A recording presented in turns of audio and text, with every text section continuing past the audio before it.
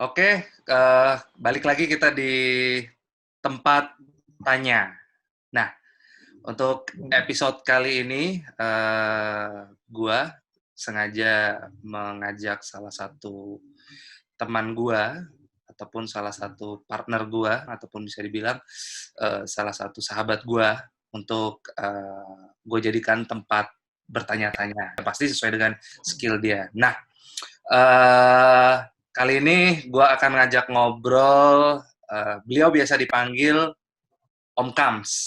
Nama lengkapnya adalah Muhammad Kamal.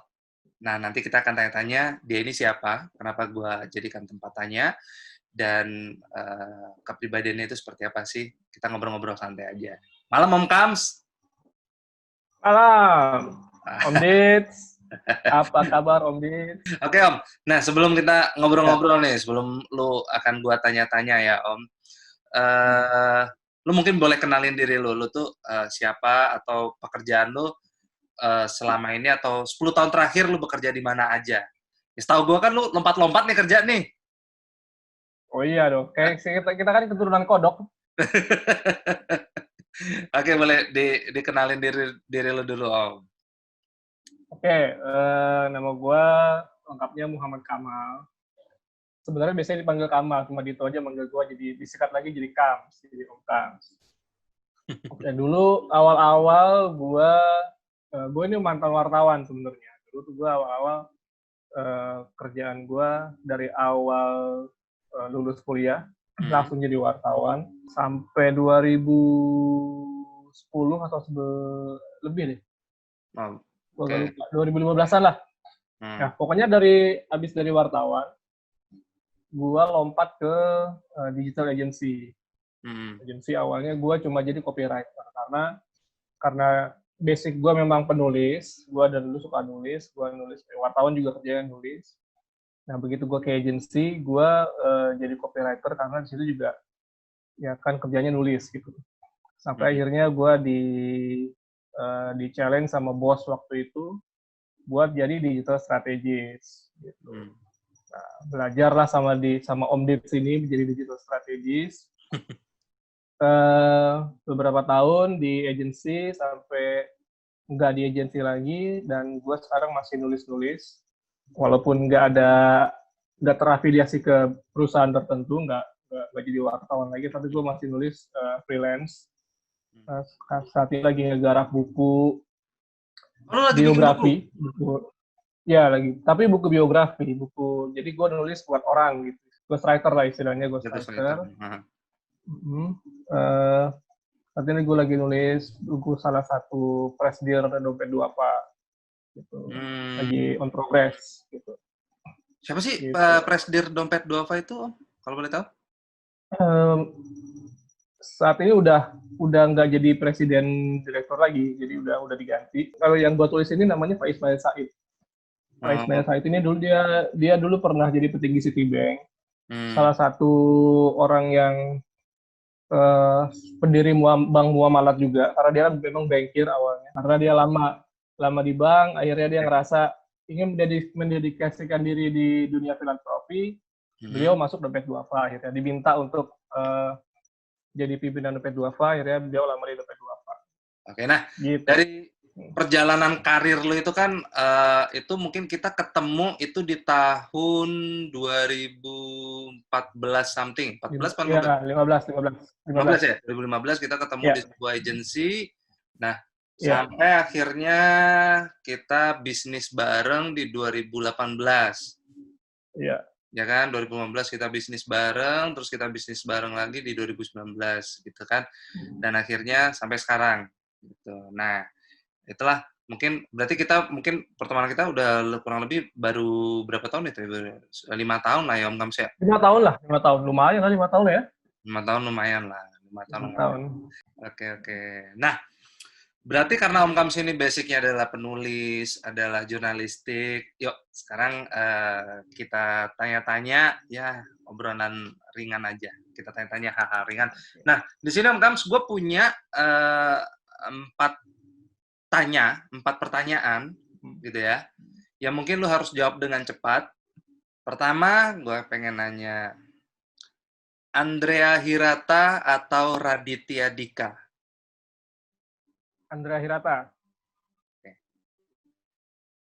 AC Milan atau Liverpool? Karena yang nanya Milanisti, gue jawab AC Milan. Oke. Pendidikan atau kesehatan? Kesehatan. Kesehatan. Oke. Nah, pertanyaan keempat gue simpen dulu buat nanti. Kita ngobrol dulu ya. Kita ngobrol dulu. Nah, tadi pertanyaan pertama ya. Andrea Hirata atau Raditya Dika? Lu pilih Andrea Hirata. Kenapa? Gue ngelihatnya pertanyaan ini kan dua-duanya adalah dia penulis ya. Penulis, dia udah menghasilkan buku. Raditya Dika kan gue kenalnya awal dia kan penulis kan sebelumnya. Dia kan juga komika gitu kan, terus dia produser bintang film segala macam lah. Tapi gue ngeliatnya perbandingannya antara dua penulis gitu loh. Nah, kalau membandingkan keduanya ini dalam sisi karya tulis mereka, ya gue lebih memilih Andrea Hirata karena buku-bukunya Raditya Dika gue di gua kurang suka aja gue gitu karena membacanya kayak baca ciklit lah gitu. Yang ya kalau Andrea Hirata kan dia lebih sastra lah, dari diksi-diksi pemilihan katanya juga lebih buat gua yang biasa baca buku-buku sastra gitu lebih kena aja ketimbang Raditya Dika gitu.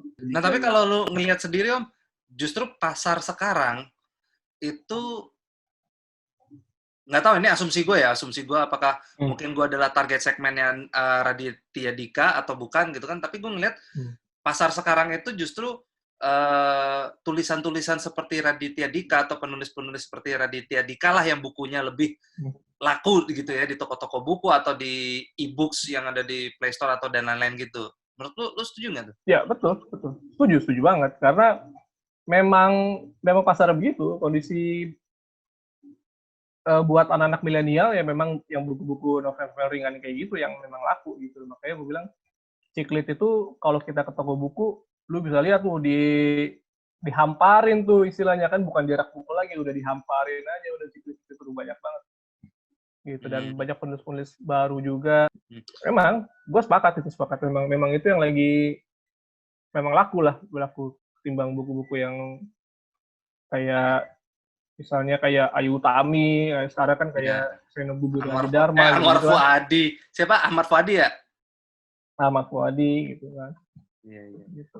Kita ngomongin bisnis ya. Misalnya ada sebuah project gitu kan. Lu sekarang megangnya Andrea Hirata. Bukan megang ya, lu milih Andrea Hirata. Ya. Tapi kita cerita-cerita aja berandai-andai ke depannya ketika lu mendapat sebuah project Om Kams, lu kan bisa nulis tuh gue pengen misalnya kliennya gue lah, gue pengen tuliskan cerita tentang kehidupan gue yang menurut lu alur ceritanya atau cara pembawaan penulisannya itu menarik gitu kan. Ini di tahun sekarang nih. Dan gue akan bilang sama lu bahwasannya tulisan ini, novel ini atau buku ini itu harus laku di pasaran. Otomatis kalau laku di pasaran, otomatis nama lu akan naik, dan kemungkinan besar juga sebagai gua narasumbernya atau apanya juga akan naik, gitu kan. Nah, lu akan tetap membawa cara menulis Andrea Hirata, atau lu justru akan membawa cara menulis Raditya Dika yang mana lagi banyak disukain oleh pasar sekarang? Oke. Jadi ini kalau dalam ilmu komunikasi namanya orientasi kepada komunikan. Jadi gue ingat waktu gue belajar ilmu, ya dasar-dasar kuliah dulu kan, ilmu komunikasi dasar kan, kalau basic komunikasi itu kan ada komunikator, orang yang menyampaikan pesan, ada pesan yang disampaikan, ada komunikannya, orang yang mendapat pesan itu gitu. Nah, supaya komunikasinya ini menjadi efektif, si komunikator yang ingin menyampaikan pesannya itu harus tahu nih si komunikannya karakternya seperti apa gitu. target audiens lah istilahnya kalau di kita di digital agency lah. Istilah target audiens gitu. Dia kalangan atas, menengah atau bawah, itu kan beda cara mereka berbahasa, cara mereka berkomunikasi itu kan beda. Gitu loh. Kalau untuk target kalangan atas mungkin bahasa-bahasa baku masih bisa sampai tuh. Kalau misalkan kelas-kelas C misalnya bahasa-bahasa yang pergaulan sehari-hari alay, lebih nyangkut ke dia gitu. Gitu. Sama di menulis pun begitu. Karena gue dulu basicnya wartawan kan, waktu gue jadi wartawan juga begitu. Kita gitu. Ngelihat target audiens koran kita gitu, atau media kita waktu itu. Dan dalam menulis juga gitu.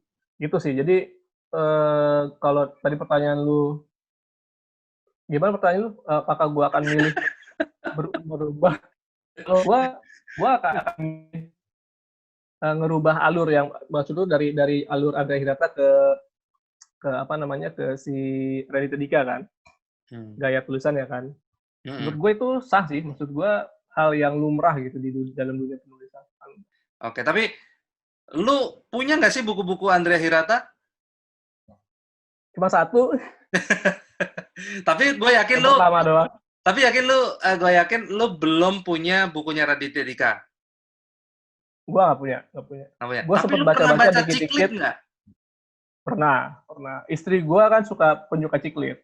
Oke. Berarti kalau gue tanya pertanyaan tadi ke istri lu, mungkin istri lu akan pilih Raditya Dika mungkin ya? Akan pilih Raditya Dika mungkin. Mungkin. Oke, nah kita masuk ke pertanyaan kedua ya. Oke. Pertanyaan kedua, tadi gue sempat nanya AC Milan atau Liverpool. Ya, ini pertanyaan jebakan ini gue tahu nih. Lu pilih AC Milan ya. Ini ya, buat yang baru nonton video ini, gue temenan sama Om Kamal ini, Om Kams ini, dari awal ketemuan, gue kaget. Ternyata di kantor ini ada loh, banyak loh yang suka Milan, gitu, AC Milan ya. Banyak loh Milanisti, kebetulan gue juga adalah Milanisti ya. Itu tuh, gue temenan tuh sama Om Kams tuh. Dia suka Milanisti, gitu ya. Setahun, 2 tahun gitu, dia sama gue terus gitu kan, Milanisti. Hingga akhirnya kalau nggak salah tahun ketiga gitu, entah kenapa nih orang tiba-tiba bersorak-sorai, di mana sekitar 2 tahun lalu itu Liverpool lagi jaya-jayanya dan dia datang ke kantor pakai jaket Liverpool.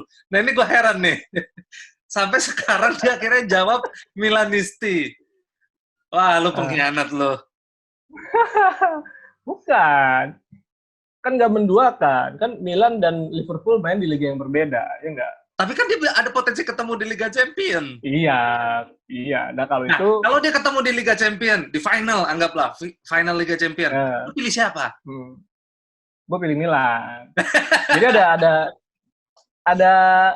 ada ininya, ada sejarahnya. Jadi apa sejarahnya coba? Lu kenal Milan kan dari tahun 2000 ya? Ya. Tahun 2000 berarti itu bukan kenal, gue mungkin kenal dari tahun akhir 90-an lah, dari tahun 96, 97 atau berapa, tapi gue mulai sukanya itu tahun 2000. Tahun 2000 itu eranya udah Ibra itu ya, 2000 ya? Belum, masih era Sheva, Ibra ya? Gattuso, Cafu. Sheva. Oke. Jadi gue itu pertama kali suka Milan itu gara-gara ngelihat Van Basten ngegolin dari corner. Dari titik corner. Dari titik corner itu kalau nggak salah event apa ya? Piala Toyota. Pokoknya udah lama banget lah. Gue masih SD itu gue. Berarti lu sejarahnya lu lebih suka ke Milan dulu, baru ke Liverpool kan? Oh iya, jauh. Liverpool itu ketika marak Liga Inggris muncul baru tuh gue. Jadi kalau nggak salah waktu SMA lah. Gue kan awalnya kan nggak terlalu ngikutin Liga Inggris kan, kalau gue karena lebih suka Milan kan. Tapi kok lama-lama nggak enak juga gitu loh, orang anak-anak seru banget Liga Inggris. Kayaknya perbincangannya itu seru kayak di sekolah tuh kayak seru banget. Akhirnya lu pilih Liga Inggris. Iya, gue coba nonton Liga Inggris lah. Waktu itu gue awalnya masih nggak terlalu suka, biasa nonton Itali kan. Gue liat Liga Inggris gitu kan, nontonin aja tuh tim-timnya. Era sampai ketemu lah gue ngeliat, walaupun Liverpool belum nggak pernah menang, tapi gue suka lihat permainannya gitu. Sepanjang lu ngefans sama AC Milan, lu siapa sih pemain favorit lu? Pemain favorit gue di AC Milan ya. Pemain favorit AC Milan. Maldini. Paolo Maldini. Paolo Maldini. Oke. Itu emang dari awal dia hidup sampai dia mati di sana ya? Oh iya. Makanya gue Anaknya. kalau main bola sama teman-teman, nama gue jadi Paolo Camaldini. Oh gitu. Oke, Paolo Kamal. Tapi lu main bola justru jadi kiper. Karena nggak bisa gue jadi bobolan mulu jadi back. Oke. Ya, Nah, Paolo Maldini. oke. Ada pengen niat nggak nonton Milan langsung di San Siro saat derby sama Inter? Oh iya, pastilah. Itu impian semua Milanisti lah pasti. Nonton di San Siro. Buktikan kalau emang lu Milan, ayo. Forza Milan! Forza Liverpool. Salah. Forza Milan. Oke. Nah, kita masuk ke pertanyaan ketiga ya, Oms ya. Oke. Pertanyaan ketiga gue tadi adalah kesehatan atau pendidikan. Lu pilih tadi? Ya. Kesehatan. Apa? Kesehatan. Nah, ya. Kenapa lu pilih kesehatan? Gini, kalau konteksnya konteks global, menurut gue kesehatan tuh paling penting. Karena kita mau ngapa-ngapain kalau nggak sehat ya nggak bisa ngapa-ngapain kan. Mau sekolah ya nggak bisa sekolah kalau nggak sehat. Mau kerja ya nggak nyaman kan kerja kalau nggak sehat gitu. Itu kalau dalam konteks global ya. Mungkin tapi kalau misalkan konteksnya adalah konteks investasi misalnya atau konteks hal yang buat pengembangan diri, gue mungkin akan lebih milih pendidikan gitu. Tapi kalau misalkan ini kan kita bicara konteks global kan. Kalau konteks global ya menurut gue kesehatan lebih penting lah. Karena itu yang menunjang semua kegiatan akhirnya nantinya. Oke. Nah, ngomong-ngomong tentang kesehatan, Om, lu percaya nggak dengan istilah orang-orang sekarang itu sehat itu mahal? Iya. Percaya? Nggak tahu ya, gue sih ngelihatnya dari kata mahalnya ini yang berkaitan sama ya kalau kita ngomong mahal kan pasti ngomong duit lah kan. Ya. Duit kan pasti ujung-ujungnya ke perekonomian.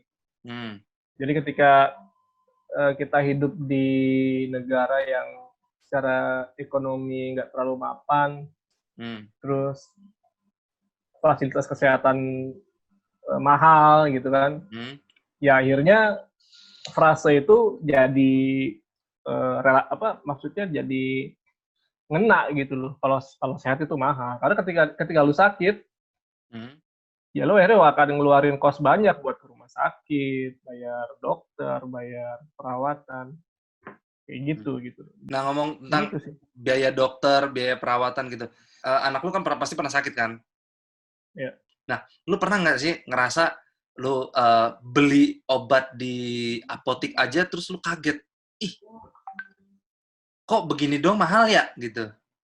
Iya, pernah nyeletuk gitu nggak sih? Ya, pernah lah. Pernah ya? Kalau gue sih ngeliatnya dari angle aja sih ya.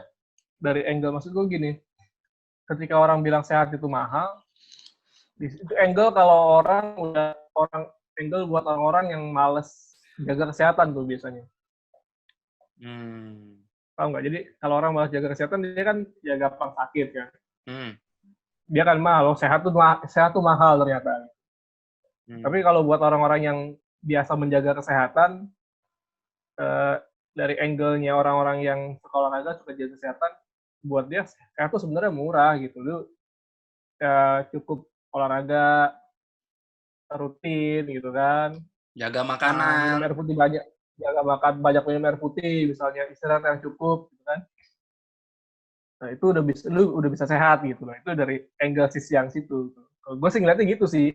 Emang sih asli sih biaya kesehatan sekarang tuh mahal-mahal, gue nggak tahu tuh datangnya dari mana tuh. Nggak tahu nih, sekarang ini di zaman-zaman COVID-19 ini, kayaknya kita itu, apa ya, dipaksa Parno, untuk... ya? Iya, parno gitu, dipaksa untuk, lu tuh wajib sehat gitu loh. Ya, makanya. Lu tuh jangan sakit sedikit pun. kambuh aja asma gue tuh di otak gue apa ya? Wah, jangan-jangan corona nih. Lu pernah ngerasa gitu gak sih sekarang? Iya, jadi parno orang.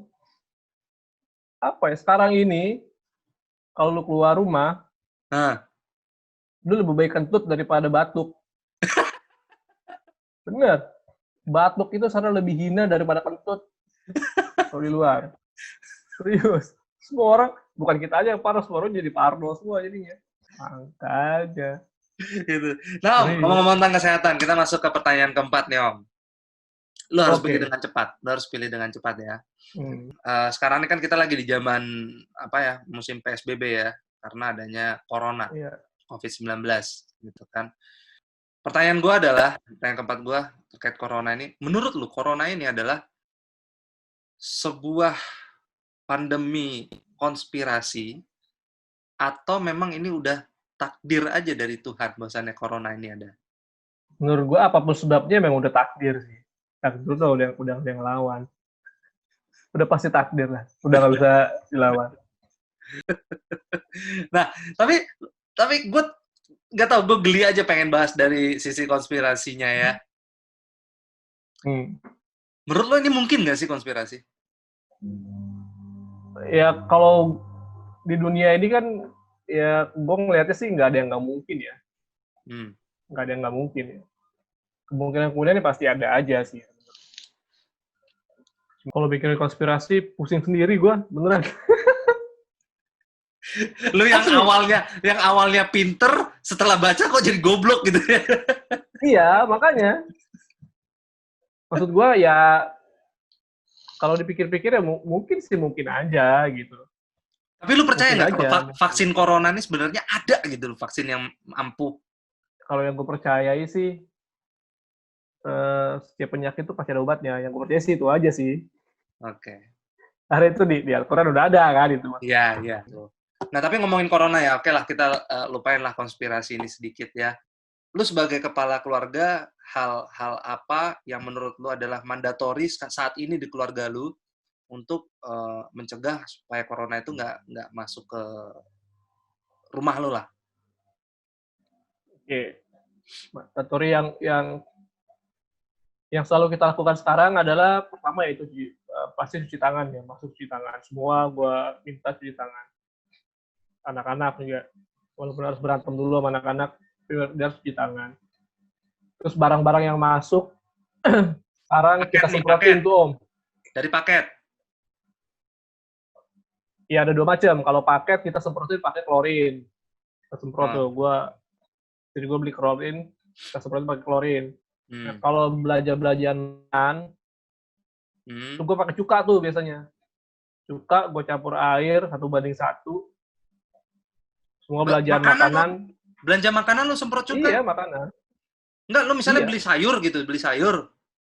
Oh enggak, kalau sayur-sayuran, buah-buahan langsung cuci pakai sabun biasanya. Oh. Maksud gue kayak makanan yang dikemas gitu loh, kayak misalnya kita ke Indomaret lah.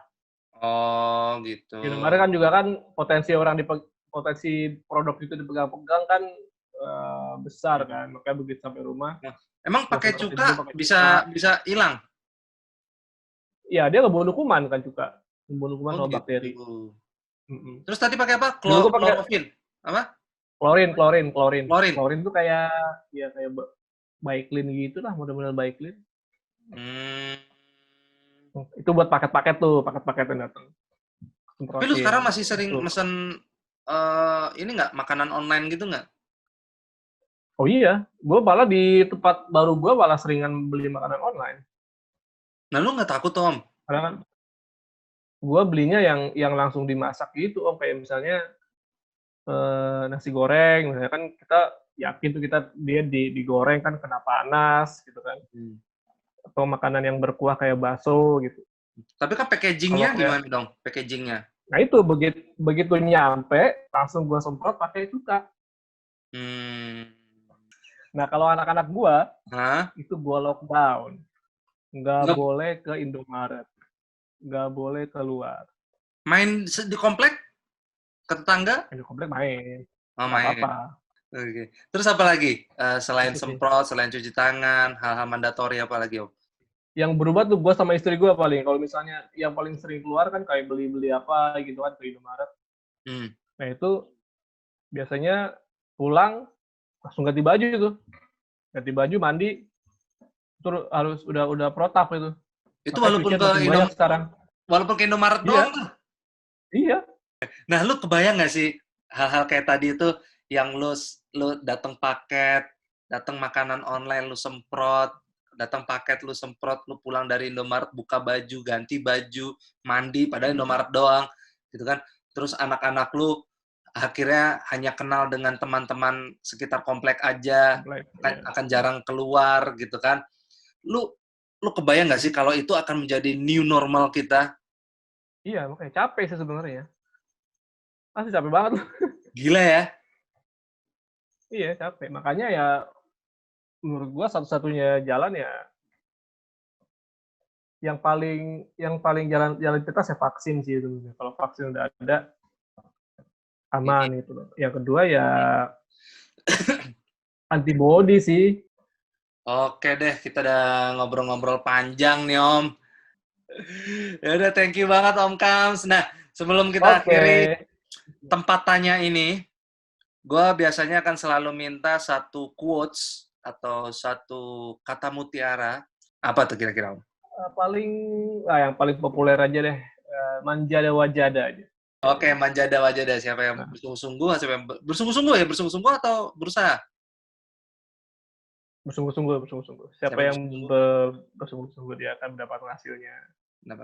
Oke, thank you Om Kamal atas waktunya. Oke, thank you udah dikasih kesempatan muncul di YouTube channelnya Om Dits nih. Ya udah, thank you Om Kams ya. Jaga kesehatan selalu. Sip. Salam buat keluarga. Sehat selalu ya. Salam buat anak istri ya Om ya. Thank you. Ntar kapan-kapan kalau PSBB udah kelar, kita ketemu lagi ya. Kita bisa main lah. Oke, kita ngumpul lagi lah, ngopi-ngopi lah. Ngobrol-ngobrolin bisnis lagi lah kita, oke? Oke, sip. Thank you Om. Selamat malam. Assalamalaikum. Waalaikumsalam warahmatullahi wabarakatuh.